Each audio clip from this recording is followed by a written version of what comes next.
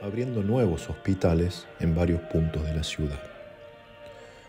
Despertóse en todos los padres y hermanos de la compañía tan fervoroso deseo de consagrarse al servicio de los enfermos, que todo el pueblo romano quedó edificado de ver en gran número asistiendo a los pobres con auxilios espirituales y copiosas limosnas que a este fin recogían. La caridad de Luis era incansable y como voraz incendio que nunca dice basta, cuando más hacía, más bien de sus prójimos, más deseaba hacer y padecer por ellos. Mucho había contribuido al alivio de los pobres acercando copiosas limosnas, mas ¿qué era esto para su corazón abrazado en purísimo amor de Dios? Sabiendo que lo sumo y más acendrado de la caridad consiste en dar la vida y arrostrar la muerte con pecho esforzado por la persona amada. Y viendo que en los hospitales de Roma se le ofrecía tan buena coyuntura para exponer su vida por Cristo, sirviendo a los apestados, pidió a los superiores le permitiesen compartir con sus hermanos la gloria de servir y consolar a los pobres de Cristo en los hospitales. Negáronselo al principio por saber su poca salud y escasas fuerzas, mas tanto instó que al fin se lo concedieron. Y él, más satisfecho con esta licencia que si le dieran todos los tesoros del mundo, comenzó a frecuentar el hospital, hallando sus delicias entre las inmundicias y hedor intolerable de los pobres enfermos tocados del contagio. Alentados y enfervorizados con el ejemplo de Luis, otros estudiantes pidieron a ir con él a ejercer una obra de tan heroica y meritoria caridad, y más de uno tuvo la dicha de morir en la demanda.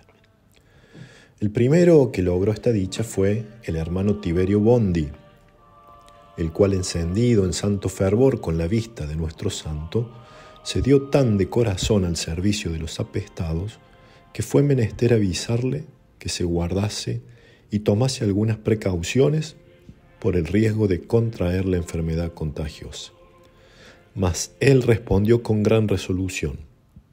¿cómo me he de guardar, ni cómo me he de retraer de servir a estos pobrecitos, viendo la santa intrepidez con que se lanza Luis a donde más arrecia el contagio? Cuando vio Luis fallecer al hermano Bondi en tan pocos días, con tan gloriosa muerte, dijo a uno de sus compañeros: «Oh, hermano mío, cuán gustoso trocaría mi suerte con la del hermano Tiberio. Oh, si Dios me hiciese la merced de morir en esta ocasión tan propicia». No le hubieron de gustar al padre Nicolás Fabrini, que estaba allí presente, estos deseos del santo escolar, y así se lo mostró replicándole no sé qué con qué palabras. Mas Luis le dijo: «Padre, yo le certifico, vuestra reverencia, que muriera ahora de muy buena gana, pues al presente abrigo la confianza y tengo alguna probabilidad de estar en gracia de Dios. Pero más adelante yo no sé lo que será». Entretanto, el contagio iba cundiendo por la ciudad y Luis, con un fervor incansable, proseguía en su predilecta ocupación de servir a los apestados, sin que hiciesen mella en su corazón esforzado las escenas lastimosas que se ofrecían de continuo a su vista. Era frecuente ver por los corredores y escaleras del hospital enfermos que yacían abandonados, luchando con las agonías de la muerte, y cadáveres que con su hedor infectaban la casa, sin que bastase la caridad de los muchos que acudían al servicio de los pobres enfermos. No satisfacían tantas y tan apremiantes necesidades. Luis no se daba punto de reposo. En todas partes se le veía con su semblante alegre y risueño, ora recibiendo con los brazos abiertos a los que llegaban tocados del contagio, ora haciéndoles las camas, ya lavándoles los pies y las manos, ya curándoles las llagas, consolando a unos en sus tristezas, exhortando a otros a hacer una buena confesión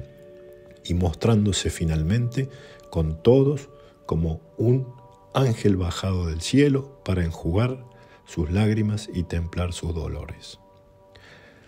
La enfermedad que contrajo sirviendo a los apestados. A los días primeros del mes de marzo de 1591, un buen número de los hermanos de la compañía, que entendían en el servicio de los hospitales, habían ya enfermado,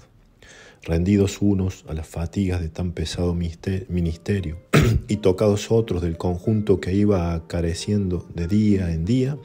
arreciando de día en día. En vista de esto, los superiores del colegio romano, temiendo por la preciosa vida de Luis, le retiraron la licencia de ir al hospital. Mas no tardaron en renovarse de parte del santo las instancias y súplicas para que le enviasen de nuevo, pues el alma se le iba en aquellos asilos de la indigencia, y su corazón suspiraba por volver al socorro de los pobrecitos enfermos, entre los cuales hallaba sus delicias. Cediendo finalmente los superiores a sus deseos, le destinaron al Hospital de Santa María de la Consolación, que se halla al pie del Capitolio, pareciéndoles que en él podría desahogar su ardiente celo sin tanto riesgo de la vida, pues no se solían admitir allí enfermos tocados de contagio. Sin embargo, estas precauciones no fueron suficientes para impedir los designios de la providencia, que habiendo elegido a Luis para mártir de la caridad, no quería diferirle por más tiempo la gloriosa palma que ya parecía tocar con la mano. Y fue así que, no pudiendo Luis visitar los hospitales de apestados, como se ha dicho, dispuso Dios que la peste visitase el Hospital de la Consolación, para que su santo siervo no careciese del consuelo de morir víctima de la caridad. Sucedió que, yendo Luis al referido hospital, encontró en la calle a un pobrecito cubierto de andrajos, tendido en tierra y destituido de todo humano socorro. No bien Luis le divisa, vuela sin tardanza a su auxilio y, al reconocer en él los síntomas del funesto contagio, abrázale con extraordinario amor. Y sin hacer caso del peligro en que se ponía, llévalo en sus hombros al santo hospital, acuéstale en una cama y allí le prodiga todos los cuidados espirituales y corporales que su estado requería. Y en este acto de caridad halló el santo la corona porque tanto suspiraba. Pegósele el mal con el roce y frecuente trato de aquel enfermo. Y a los 3 días de marzo de este año 1591 hubo de meterse en cama con una ardiente calentura que hacía presagiar un funesto y no lejano desenlace. Consérvase memoria de este suceso